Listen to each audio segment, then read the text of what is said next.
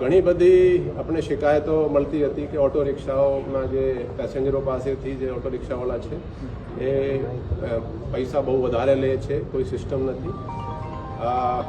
1 જનવરીથી જે ઓટો રિક્ષામાં જો મીટર નહીં લગાડવામાં કોઈ ઓટો રિક્ષાવાળા જે મળશે તો એના ઉપર પોલીસ ફાઇન કરશે અને બીજા ફાઇન પછી એના પરમિટ ભંગનો એ કેસ કરવામાં, પરમિટનો કેન્સલ થશે અને પછી ડિટેન કરવામાં આવશે.